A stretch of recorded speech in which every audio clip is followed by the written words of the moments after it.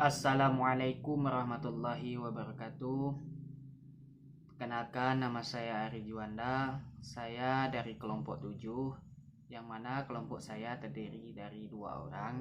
Yang pertama saya Ari Juanda dengan NIM 19059057 dan rekan saya Susi Susanti dengan NIM 19059047. Yang mana di sini kami akan membahas tentang prinsip pengukuran risiko dan penanggulangan risiko. Adapun penjelasan yang pertama yaitu akan dijelaskan oleh Susi Susanti. Kepada Susi Susanti kami persilakan dengan segala hormat. Assalamualaikum warahmatullahi wabarakatuh.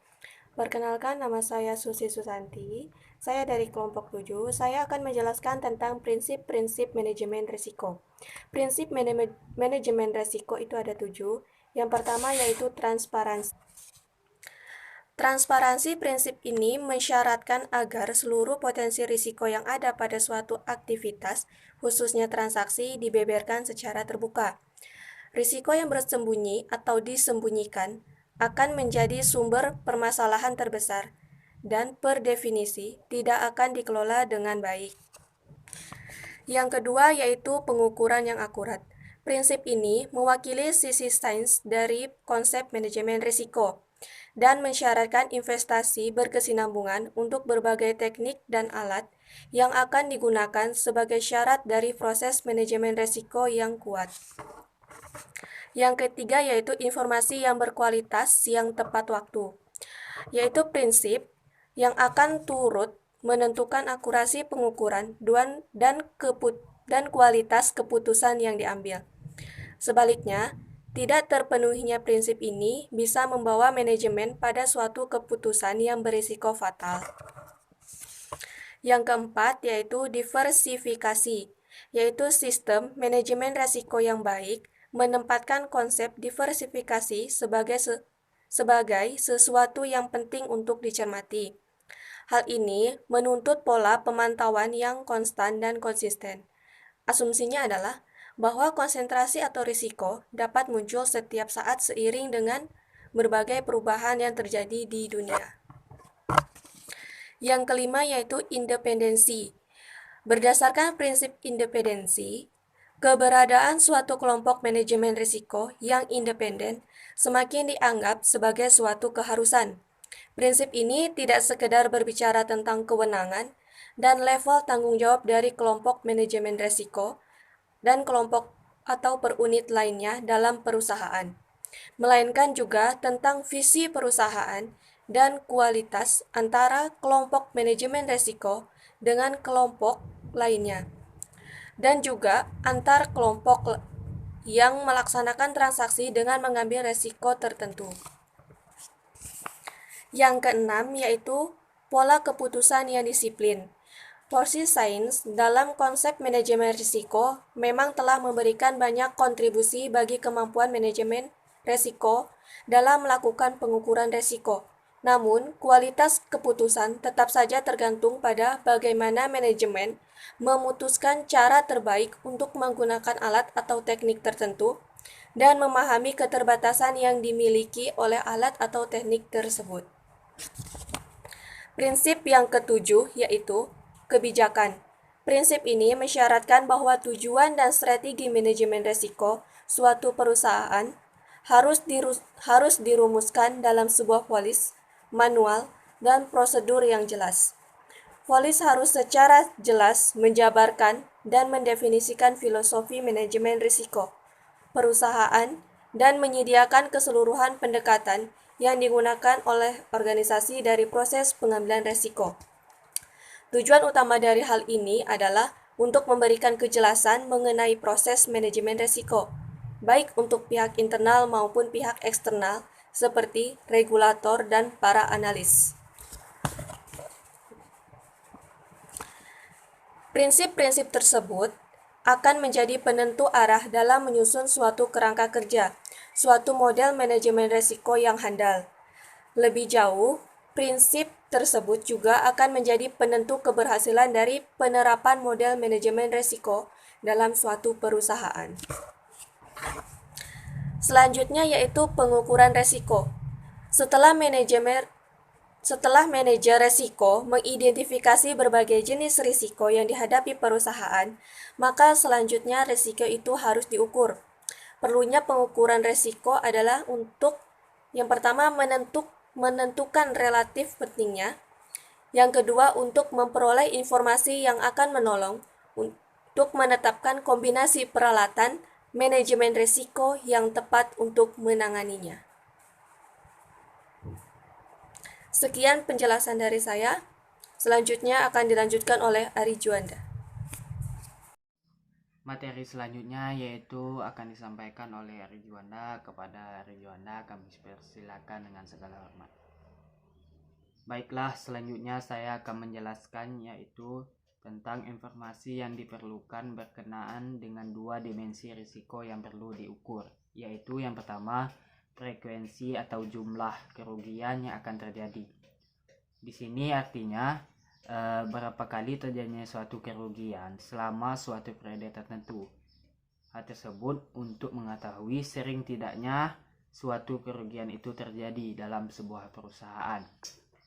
Yang kedua yaitu keparahan dari kerugian tersebut, yang artinya dengan hal tersebut kita bisa mengetahui sampai seberapa besar pengaruh dari suatu kerugian terhadap kondisi perusahaan, terutama kondisi finansialnya.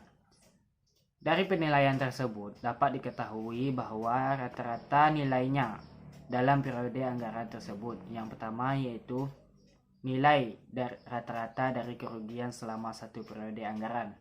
Yang kedua yaitu variansi dari suatu periode anggaran ke periode anggaran sebelumnya dan berikutnya. Dan yang ketiga yaitu dampak keseluruhan dari kerugian-kerugian itu jika seandainya kerugian tersebut ditanggung sendiri oleh sebuah perusahaan. Selanjutnya saya akan menjelaskan penanggulangan risiko dan pembiayaan. Setelah seorang manajer risiko melakukan identifikasi dan mengukur risiko, maka tahap selanjutnya adalah memilih cara penanggulangan risiko. Seorang manajemen risiko pada prinsipnya dapat menggunakan dua pendekatan atau cara menanggulangi risiko tersebut. Yang pertama yaitu penanganan risiko, yang mana penanganan risiko ini memiliki beberapa metode yang dapat digunakan. Yang pertama yaitu menghindari risiko tersebut. Menghindari suatu risiko murni adalah menghindarkan harta orang atau kegiatan dari eksposur dengan cara yaitu yang pertama menolak memiliki atau menerima atau melaksanakan kegiatan yang mengandung risiko walaupun bersifat sementara. Contohnya yaitu tidak mau menerima pengemudi mabuk dan tidak menjual barang secara kredit, karena hal tersebut memiliki risiko terhadap perusahaan kita. Yang kedua yaitu menyerahkan kembali risiko yang telanjur diterima atau segera memberhentikan yang diketahui mengandung risiko. Contohnya yaitu membatalkan pembelian barang murah setelah tahu bahwa barang tersebut adalah barang curian. Karena dengan membeli barang tersebut akan berdampak negatif dan memberi risiko terhadap perusahaan kita nantinya. Yang kedua yaitu mengendalikan kerugian. Pengendalian kerugian bertujuan untuk yang pertama yaitu memperkecil kemungkinan terjadinya kerugian. Yang kedua yaitu mengurangi keparahan bila suatu risiko memang terjadi. Yang ketiga yaitu pemisahan. Pemisahan artinya yaitu memisahkan penempatan dari harta yang menghadapi risiko yang sama. Jadi, dengan cara menambahkan banyaknya independen eksposur unit sehingga probabilitas kerugian dapat diperkecil. Maksudnya, pemisahan adalah untuk mengurangi jumlah kerugian akibat terjadinya peril. Dan yang keempat yaitu kombinasi atau pooling. yang mana yaitu usaha menambah banyaknya eksposur unit dalam batas kendali perusahaan dengan tujuan agar kerugian yang akan dialami lebih dapat diramalkan sehingga risiko lebih kecil. Misalnya yaitu perusahaan transportasi memperbanyak armadanya agar peluang terjadinya kecelakaan menjadi lebih kecil. Dan yang kelima yaitu pemindahan risiko. Pemindahan risiko ini dapat dilakukan dengan cara yang pertama yaitu harta milik atau kegiatan yang menghadapi risiko dipindahkan ke pihak lain yang dinyatakan dengan tegas dalam transaksi atau kontrak. Misalnya, perusahaan menyerahkan penanggutan produknya pada perusahaan transportasi. Dan yang kedua yaitu risikonya sendiri dapat dipindahkan. Contohnya, dalam perjanjian sewa menyewa rumah, biasanya pemilik rumah memindahkan risiko kerusakan akibat kelalaian penyewa pada orang yang menyewa kontrakan tersebut. Selanjutnya yaitu pembiayaan risiko. Pembiayaan risiko ini memiliki dua metode. Metode yang pertama yaitu risk financial transfer, yang mana artinya pemindahan risiko dengan pembiayaan. Pemindahan risiko dengan cara ini berarti penanggung harus mencari dana eksternal untuk membayar kerugian yang diderita oleh yang tertanggung. Yang mana dapat dilakukan dengan cara yang pertama, transfer risiko pada perusahaan asuransi. Yang kedua, transfer risiko pada perusahaan yang bukan perusahaan asuransi. Yang ketiga yaitu biasanya dilakukan dengan melalui kontrak bisnis biasa atau melalui kontrak khusus untuk pemindahan risiko. Dan yang kedua yaitu meretensi. Yang mana meretensi ini adalah menangani sendiri risiko yang dihadapi. Artinya, perusahaan penanggung sendiri risiko keuangan dari suatu peril dan merupakan bentuk penanggulangan risiko yang paling umum. Sumber dana penanggulangan risiko ditanggung sendiri oleh perusahaan yang bersangkutan. Penanggulangan dapat bersifat pasif atau tidak direncana atau aktif atau direncana. Hanya itulah yang dapat kami sampaikan. Semoga apa yang kami sampaikan dapat bermanfaat bagi kita semua. Amin ya rabbal alamin. Kami mohon maaf apabila ada kesalahan. Maklumlah kami masih dalam proses pembelajaran. Assalamualaikum warahmatullahi wabarakatuh.